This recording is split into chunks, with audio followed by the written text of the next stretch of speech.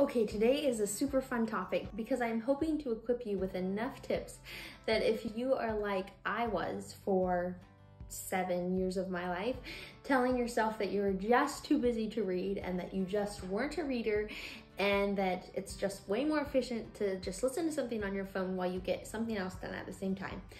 I am hoping to change your mind about that today because I really think that the majority of us out there, while we live busy, hopefully productive lives, do actually have the time to read, as long as we make it a priority. And I want to make the argument that if you scroll social media for more than 5 minutes a day, you have the time to read. Now, maybe you don't want to read, which is totally fine, and I get reading is more difficult than scrolling social media.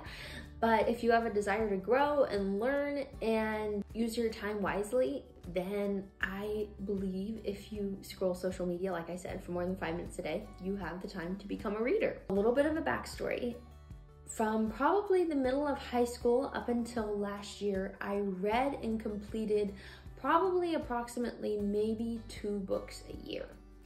It was pretty tragic. I had the hardest time actually finishing books that I started. It was so hard.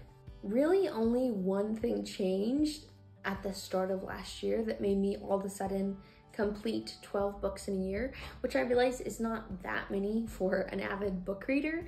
But as someone who hadn't really read and had successful reading experiences before that for many years, it was quite shocking. Also, the fact that 2 or 3 of the books were probably over 300 pages each. So I want to share kind of what I learned and what made me become a reader as someone who previously hated reading. So to get started, the first tip I want to say is that if you want to become a reader and maybe you don't really enjoy reading right now, but it's a goal of yours for the new year, or if you just want to read more in general, the first thing I would say is that you have to have some books that intrigue you and pique your interest. This for me meant going out and buying some that were topics I currently was interested in. Because while I had a couple boxes of books that I could have gone and dug through, they really weren't that intriguing to me at that time. So for me, this had to do a lot with self-improvement and relationship type stuff, because those are 2 topics I can really easily get excited about. So that's my first tip for you, is to invest in some books that you are actually excited to read on topics you are actually excited to learn about. So whatever the topics are for you, get books that are like that.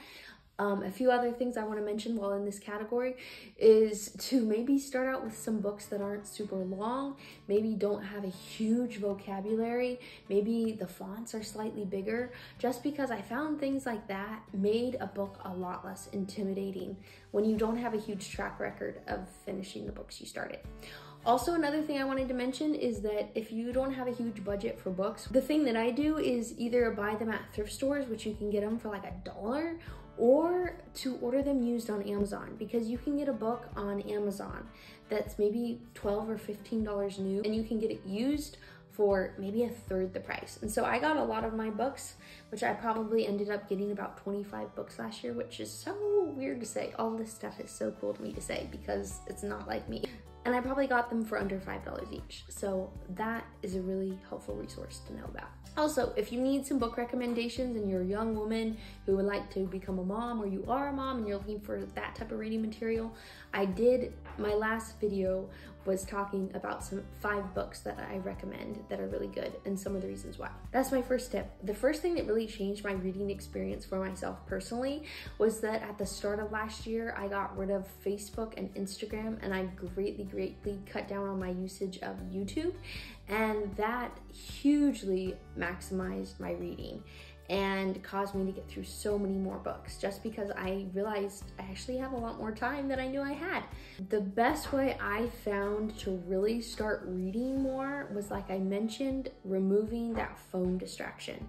And so maybe you still enjoy social media and you don't want to completely cut it out of your life. That's fine. I use my phone much more than I did at the starting of last year. But I try to be much more intentional about when I'm going to sit down on the couch for 5 minutes to nurse Colty, or when I'm going to take a bath, or when I'm going to go to the bathroom. Times where before I would have taken my phone with me maybe, now I bring a book instead, at least part of the time.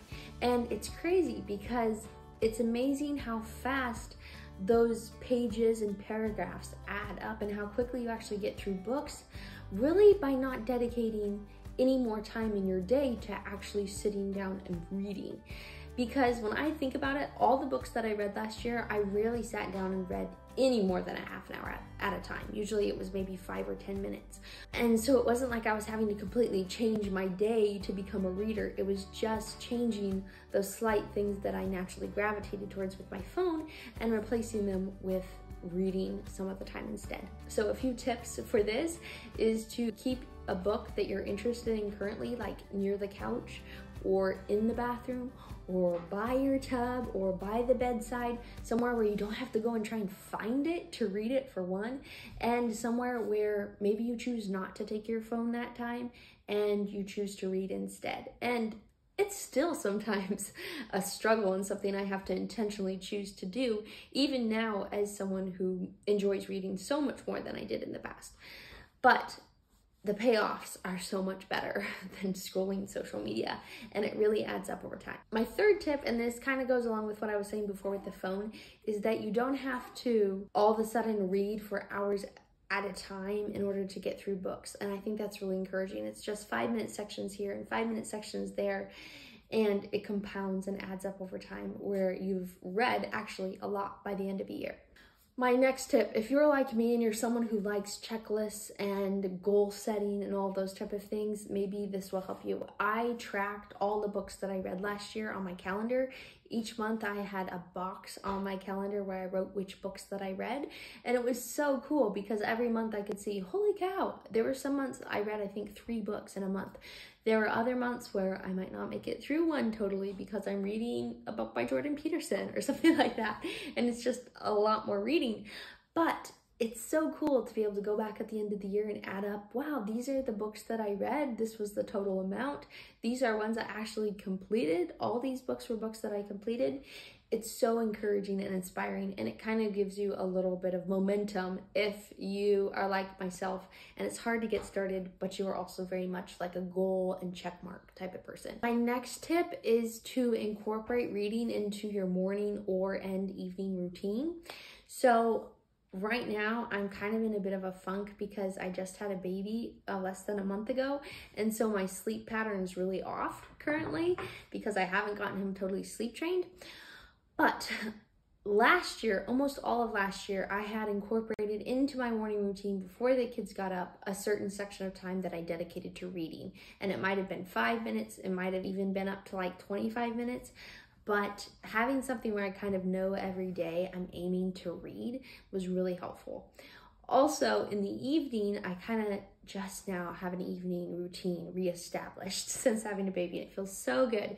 But like I said, choosing to bring a book into the bathtub, not my phone. I try to have a rule of thumb, not bringing my phone into the bathtub with me. I basically take a bath every night, and so choosing a book or praying or spending time with my husband rather than being on my phone. Just little things like that, just tweaking it slightly helps a lot, and it takes up no more time in your busy schedule. Lastly, I just wanted to mention a couple things for hopefully a little bit of encouragement. My first thing is that it does get so much easier. At first, reading felt like pulling my teeth, I'll admit. I did not enjoy it at first. Now I have stacks of books that I am so excited to read. And that's just so crazy that you can change and rewire your brain like that and actually become excited about something that before felt completely like a chore.